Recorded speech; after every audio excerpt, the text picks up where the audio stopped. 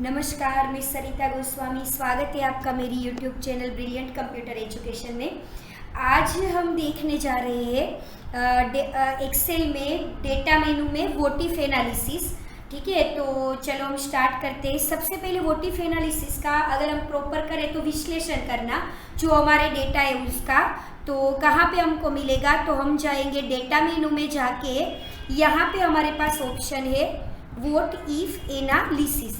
तो यहाँ पे हमको 3 अलग अलग ऑप्शन मिल रहे हैं। तो सबसे पहले हम बात करेंगे गोल सीक। ठीक है, तो गोल सीक क्या है कि जनरली हमारे पास क्या होता है कि हमारे पास इनपुट होता है और हमको आउटपुट फाइंड करना है। बट गोल सीक का ऐसा बोल सकते हैं कि हमारा एक गोल है, मतलब हमारे पास आउटपुट रेडी है कि हमको इस तरीके का आउटपुट चाहिए, बट सामने हमको जब उनके राइट इनपुट फाइंड करने हो तब हम यूज़ करेंगे गोल सीक। मतलब ये आउटपुट अगर चाहिए तो मैं किस तरीके से मतलब इनपुट को चेंज करेंगे तो हमको जो ज़रूरी है वो आउटपुट मिलेगा। तो उसके लिए हम यूज़ करेंगे ये वाला ऑप्शन गोल सीक। ठीक है, तो इस तरीके का हमको मिलेगा गोल सीक। तो सबसे पहले वही चीज़ हम डेटा पे देख लेते हैं। जैसे मेरे पास अभी अवेलेबल डेटा है कि जैसे मेरे पास सीरीज हम सेल कर रहे हैं 200, नंबर ऑफ क्वांटिटीज है 200, प्राइस है 12 रुपीज़ और टोटल सेल में हम यहाँ पे लिखेंगे equal B2 into B3, B2 into B3। तो ये हमने यहाँ पे फॉर्मूला लिख दिया, एंटर। अभी हमारा सेलिंग जो है वो अभी हो रहा है 2400। अभी हमारा गोल क्या है, जैसे मैंने अभी बताया आपको कि गोल सीक यही होता है कि हमको ये पर्टिकुलर आउटपुट चाहिए, तो हम इनपुट में कहाँ पे चेंज करेंगे कि हमको हमारी ज़रूरत के मुताबिक आउटपुट मिलेगा। तो सबसे पहले उसके लिए हम जाएंगे डेटा और उसमें हम करते हैं वोटिफ एनालिसिस और यहाँ पे मैंने फाइंड कर लिया गोल सीक। अब जैसे ही हम यहाँ पे गोल सीक करते हैं तो हमें यहाँ पे पहले बता रहा है बॉक्स है कि सेट सेल, कौन से सेल में हमको चेंज करना है, वो सेल को आपको सेट करना पड़ेगा। अभी याद रखिएगा कि ये जो सेट सेल है वो हमारे पास हमेशा फॉर्मूला वाला सेल ही होना चाहिए, तो ही गोल सीक वर्क करेगा, अदरवाइज गोल सीक वर्क नहीं करेगा। तो सेट सेल, हम कौन से सेल को चेंज करना चाहते हैं 2400। मतलब हमारा गोल ये है कि अभी ये जो 2400 है उसकी जगह पे हमको बेनिफिट होना चाहिए, मतलब हमारा टोटल सेल होना चाहिए 3500 का। तो यहाँ पे हम पहले वो वाला सेल ले लिया, हमने यहाँ पे कर दिया B4। ठीक है, क्योंकि 2400 जो अमाउंट है टोटल सेल वो हमारा उस सेल में है। और उसके बाद दूसरा है टू वैल्यू, तो टू वैल्यू में हमको चेंज करना है 3500 से। और बाय चेंजिंग सेल, मतलब कौन से सेल में चेंज करेंगे, तो हमारे पास यहाँ पे ये 2 चीज़ें हैं कि या तो मैं नंबर ऑफ सीरीज मतलब क्वांटिटी बढ़ाऊँ या तो मैं प्राइस में चेंज करूँ। तो पहला हम फर्स्ट उससे देख लेते हैं कि हम कितनी क्वांटिटी रखते हैं तो हमको मुनाफा होगा। तो बाय चेंजिंग सेल में हम यहाँ पे पसंद करेंगे ये वाला 200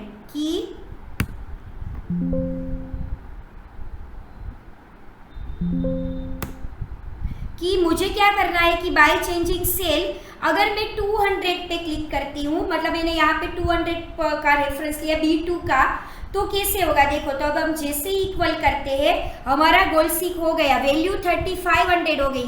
तो हम कितनी सीरीज सेल करेंगे तो हमको मतलब ये 3500 मतलब हमारा जो अचीव करना था वो हमको टोटल सेल्स मिलेगा। तो अगर हम 291.67 इतनी क्वांटिटी सेल करते हैं तो हमको इतना बेनिफिट रहेगा। अभी मैं सेव नहीं कर रही हूँ, अंडू कर रही हूँ। अभी हम दूसरा तरीका देख लेते हैं कि सीडी तो हमको उतनी ही रखनी है, बट अगर हम प्राइस कितना रखते हैं तो हमको ये मुनाफा होगा। तो फिर से हम लोग जाएंगे वोटिफ एनालिसिस और उसमें हमको पसंद करना है गोल सीक। वोटिफ एनालिसिस में जाके हम यहाँ पे पसंद करेंगे गोल सीक और गोल सीक करने के बाद फिर से हमको यहाँ पे देना पड़ेगा सेट सेल, कंपलसरी फॉर्मूला वाला 2400। हमको चाहिए 4000 का प्रॉफिट, मतलब टोटल सेल हमारा 4000 का होना चाहिए। अभी हम कितनी क्वांटिटी रखेंगे तो हमारा ये होगा, तो अभी हमको क्लिक करना पड़ेगा प्राइस वाले सेल पे, मतलब 12 है वो।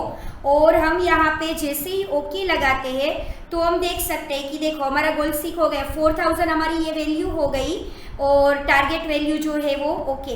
तो हम कितनी सीडी का प्राइस हम कितना रखेंगे पर सीडी, तो हमको इतना मुनाफा होगा। तो अगर हम 20 प्राइस रखेंगे तब हमारा टोटल सेल्स 4000 होगा। ठीक है, इतना आई होप आपको ये मतलब समझ आया होगा एग्जाम्पल जो मैंने लिया हो। अभी हम एक और दूसरा एग्जाम्पल लेके चलते हैं कि हमारे पास यहाँ पे है रोल नंबर और हमको करना है, नाम है वानी, रोल नंबर ये सब दे दिया, सब्जेक्ट्स के मार्क्स दे दिए।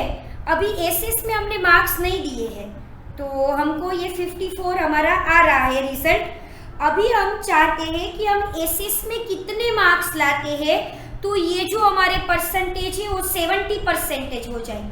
ठीक है, तो हम उस मुताबिक थोड़ा स्टार्ट करते हैं। ये मैंने 80 कर दिया, फिर 81 कर दिया। अभी हमको ये 70% करना है। तो चलते हैं वापिस हम गोल सीक की ओर। हम जाएंगे वोटिफ एनालिसिस और गोल सीक।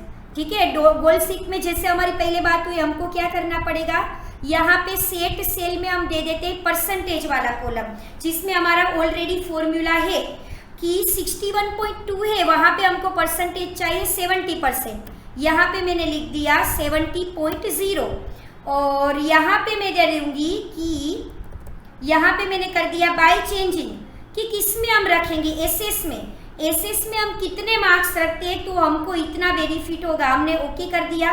तो हम देख सकते हैं कि अगर एसएस में अभी हम 44 मार्क्स लाते हैं तब हमारे परसेंटेज 70 हो जाएंगे।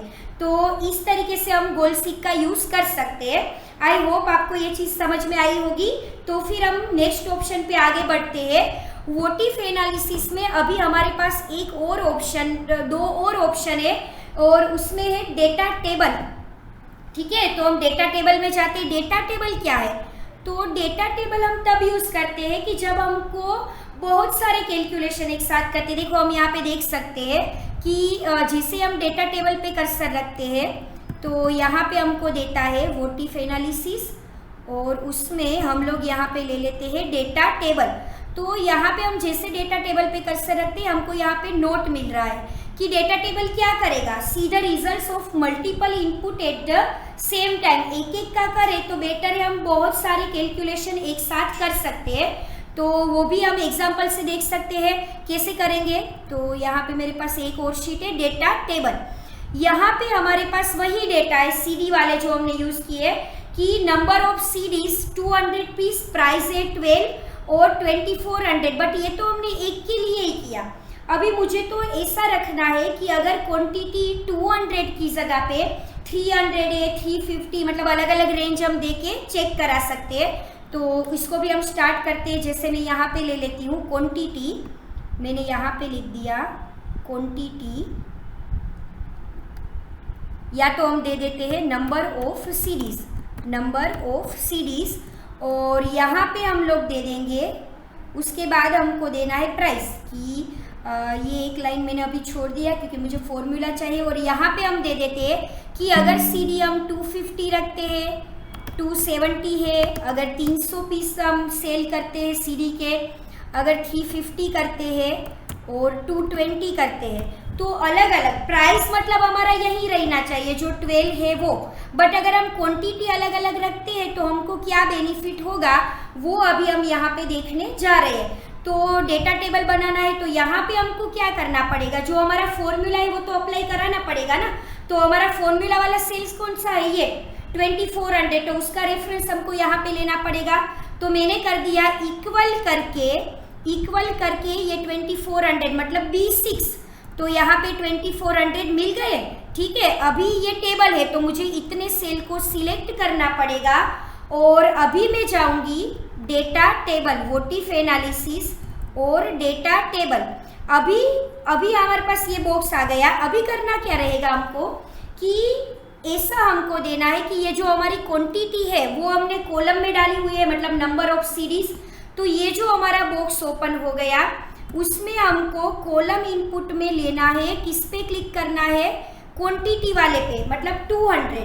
और जैसे ही मैं इसको ओके करती हूँ मैं देख सकती हूँ, देखो कि आप देख सकते हैं कि यहाँ पे पॉसिबल कितने सारे कैलकुलेशन आ गए हैं कि प्राइस तो 12 रुपीज़ ही हम लोग रख रहे हैं, ठीक है, बट अगर हम 250 पीस बेचते हैं तो हमको 3000 बेनिफिट मतलब सेल रहेगा, हमारा टोटल 270 रहेंगे, तो इतना 300 350 बहुत सारे पॉसिबल कैलकुलेशन हमको यहाँ पे मिल रहे हैं। तो इन सब की पहले हम करेंसी कर देते हैं ताकि हमको प्रॉपर आंसर दिखे, करेंसी, ठीक है। तो देखो आप देख सकते हो कि अगर हम इतनी क्वांटिटी रखते हैं तो हमारा इतना प्राइस रहेगा और ये हमारा रहेगा जनरल, ठीक है। तो ये आपको समझ आया होगा कि कैसे हमको पूरे कॉलम के लिए करना है तो करेंगे।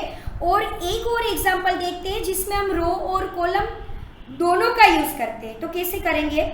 जैसे कि हमारे पास यहाँ पे हमने दे दिया सीरीज, कि हमारे पास इतनी सीरीज है और यहाँ पे मैं दे देती हूँ प्राइस, यहाँ पे मैं दे देती हूँ प्राइस। पहले हम फ़ॉन्ट थोड़े बड़े कर देते हैं, प्राइस, और एरिया सिलेक्ट करके हमने यहाँ पे दे दिया फॉर्मेट पेंट।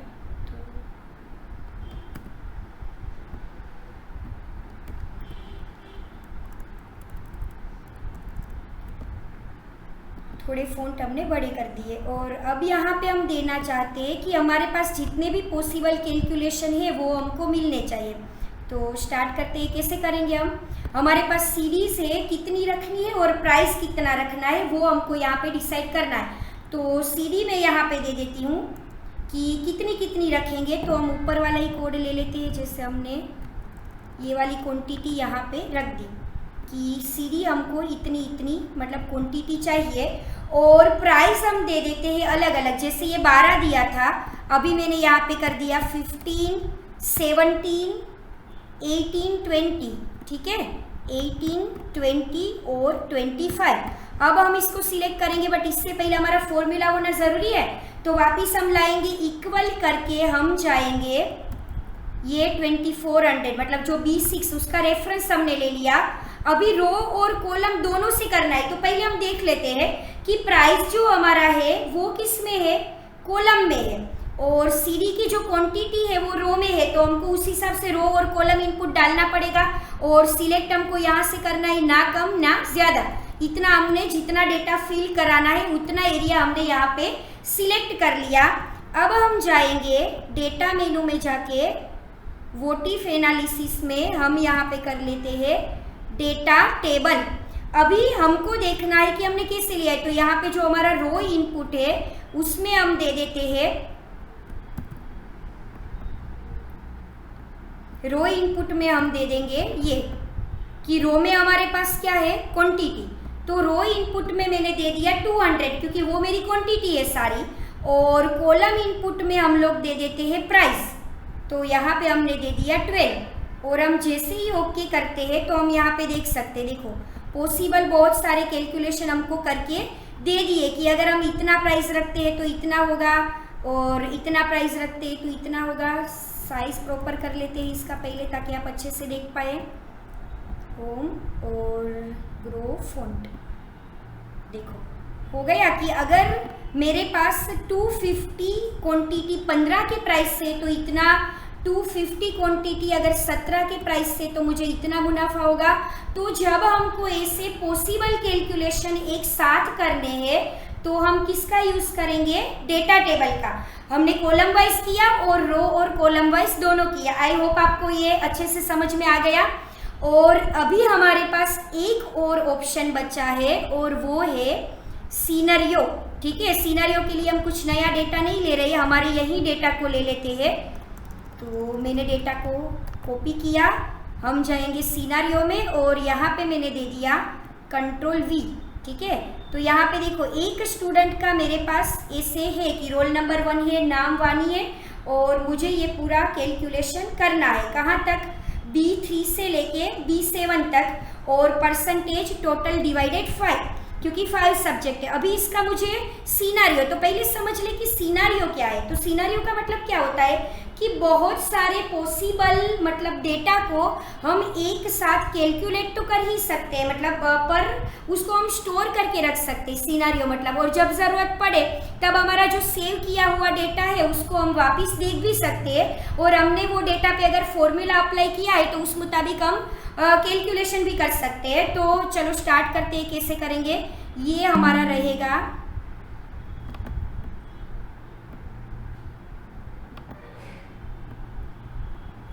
मैं इसको कर देती हूँ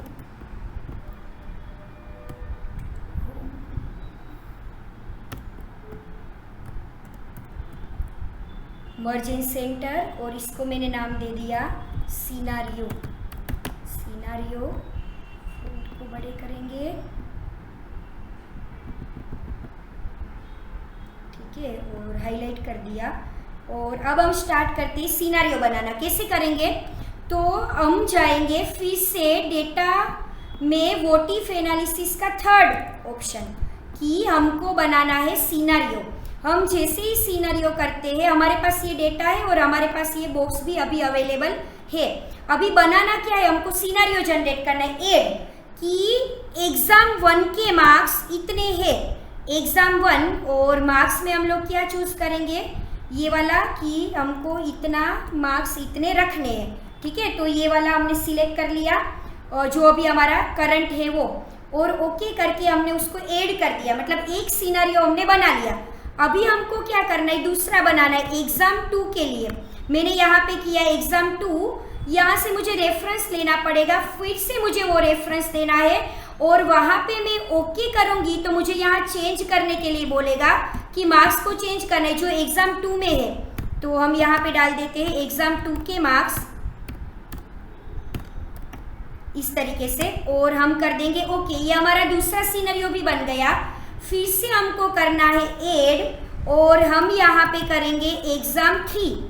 फिर से हमको वही रेफरेंस लेना है, तो हम फिर यही वाला डेटा सिलेक्ट रखेंगे, और फिर क्लिक करेंगे हम ओके पे क्लिक करके, यहाँ पे हम दे देते हैं एग्जाम 3 के मार्क्स, सॉरी एडिट, और यहाँ पे हम लोग करेंगे और यहाँ पे ओके, और यहाँ पे हमारे एग्जाम 3 के मार्क्स को हम चेंज करना चाहते हैं क्योंकि हमने किए नहीं है। ओके करेंगे, यहाँ पे हम मार्क्स दे देते हैं 181, फिर एडिट करके ओके करके फिर हमने दे दिया 83 और 45, और ये वाले मार्क्स रहेंगे हमारे 70, ठीक है। तो उस हिसाब से ये कैलकुलेट होगा। अभी हमने कर दिया ओके। तो अभी हम देख सकते हैं हमारे पास ये 3 यहाँ पे अवेलेबल सिनेरियो है, एग्जाम 1, एग्जाम 2 और एग्जाम 3। अब जैसे ही मैंने एग्जाम 1 पे क्लिक करके शो किया तो मुझे एग्जाम 1 जो अभी करंट है, अभी मेरा सिनेरियो है कि एग्जाम 2 में इतने मार्क्स लाने हैं या तो लाए हुए हैं जो भी, तो हमने शो किया तो देखो परसेंटेज और रिजल्ट में तो चेंज हो रहा है, बट ये भी मुझे मिल रहा है। और एग्जाम 3 तो मुझे वो भी मिल रहा है कि उसमें 75% मतलब मिलेंगे।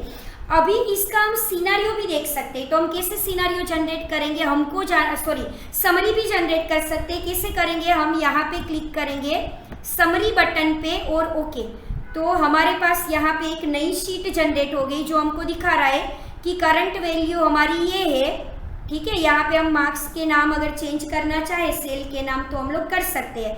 तो एग्जाम 1, एग्जाम 2, एग्जाम 3 के मार्क्स तो अभी करंट 75 है जो एग्जाम 3 के है, और 2 में हमको इतने मिले हैं, 70 में इतने मिले हैं। तो हम ऐसे पॉसिबल रिजल्ट को सेव करके रख सकते हैं और इसको प्रॉपर वे में हम इस तरीके से देख सकते हैं, ठीक है। तो ये हुआ हमारा सिनेरियो मैनेजर, ठीक है। तो मैंने तीनों ऑप्शन आपको अच्छे से बताने का ट्राई किया है कि ये गोलसिक कैसे वर्क करता है, डेटा टेबल कैसे वर्क करता है और सिनेरियो कैसे वर्क करता है।